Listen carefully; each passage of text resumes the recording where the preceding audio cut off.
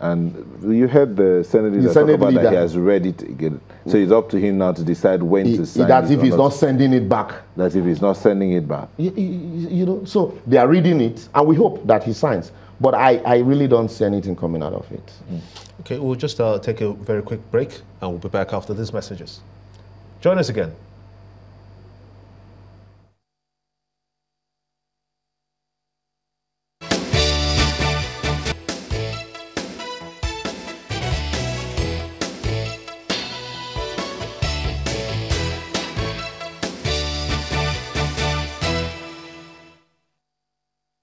Issue that has to do with the presidential candidate of the PDP, Atiku Abubakar, and the APC basically saying and asking the United States government not to issue him a visa. What is there in a visa such that it will suggest to anyone who is listening that a Nigerian shouldn't get a visa? I told you, I said APC is a victim of his own propaganda. And if they had been quiet about the fact that Atiku Abubakar cannot go to the United States, you know, when he was nominated as candidate, he probably wouldn't have, you know, approached, or he probably would have sought the assistance of whoever assisted him to get a visa. And so they made it such a big issue. Oh, Atiku can't go to America. And then people were like, okay, we really don't need a president to go to America. We need somebody who can sit down here to work.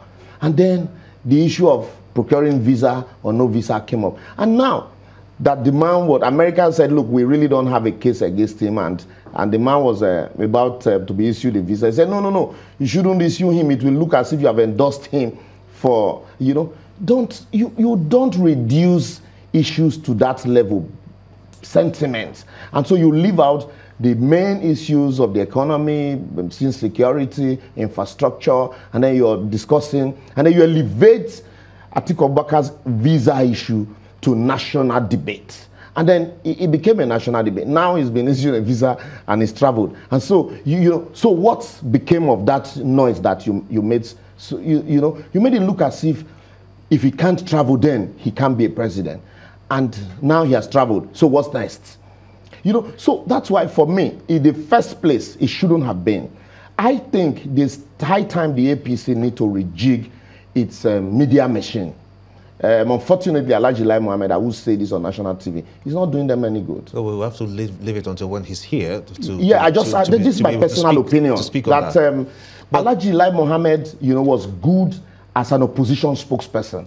But since he became the spokesperson of the government, I think it's still finding it difficult. Let me pick you up on this. Are you a supporter of Atiku Abubakar? No, I am not. But because for me, Atiku Abubakar is somebody who you couldn't touch with a long pole 3 years ago. But unfortunately, the failures of the Buhari-led administration, it's what is propping up Atiku Abubakar, just the same way the failures of Goodluck Jonathan's administration led to anything but Goodluck Jonathan. Are you saying they're the same of the same? Same of the same, yes. Same of the same. I really, look, what Nigerians need now. There are about over 70 presidential candidates. Yeah. Why does the electorate continue to talk about just two? Yeah, because we can't run away from the fact that these are the two major contenders. These are the two major parties that have local government chairmen, have House of Assembly members, that have governors, that have rep members and senators. You know, so the others are you're just saying the electorate cannot just pick up from any other. Look, let's face reality in Nigeria. It will be difficult for us to just elect from another political party apart from these two. It's difficult. But then, I mean the presidential candidate now. But what we should be doing, we truly need, you know, a new order, distinct from this pool, because APC, PDP are from the same, you know, muddy water. We need a new order, and it is what we should be doing now. Look at Pakistan.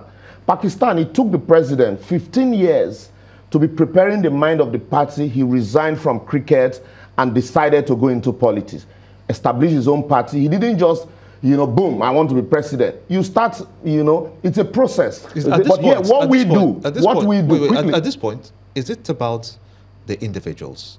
Or is it about the political parties? Both the parties and the individuals. We've got an Atiku Abubakar, we have the president himself, Buhari, Mogalo is there, Obi Ezekwesili is there. Wait, I'm getting to that point. That's what I'm saying. What we need now is, what you have is apart from obviously Kwesili and maybe Mogalu, every other person, you know, you hardly hear of them until the elections are around the corner. Look at Jimmy Agbaje in Lagos, for example. After the last election, nobody heard of him again. Nobody saw him. You know, he went into oblivion. But shouldn't that be the case? Because it shouldn't be the case. The government at the time was already in full swing. Yes. So should he be campaigning still at that time? No, not campaign. Not campaign. There were issues. What was Jimmy Agbaje's position on the land use charge? On the arbitral increment on the land use charge? He was, you know, an opposition figure in the last election. And so people believed in him. People expect him also to be a voice of conscience, to be a conscience to the government, no matter how good they are. Where they do well, you give them kudos. When they don't do well, you prefer alternative solution. What was his position on the refuse, you know, that suddenly became synonymous with Lagos? You know, these are issues that people needed a leader to speak, you know, on their behalf. You won't hear them, but when the elections are around the corner, everybody suddenly springs up and want to become president. And so it becomes difficult for people to relate with you, to even have, you know, people at the grassroots level who believes in your ideology, because the first thing they will ask, what does he stand for? Yes, what is he known for? Sustaining discussions around the issues. But I'm afraid that's where we're going to have to let it rest. Unfortunately, we don't have that much time. But we must thank you, Liboros Oshoma, a public affairs analyst and a constitutional lawyer as well. And that's how the show has been this Monday morning. I want to thank you as well for being a part of it. I am Gimba Umar. I'm Neo Taigbe. Enjoy the rest of your day.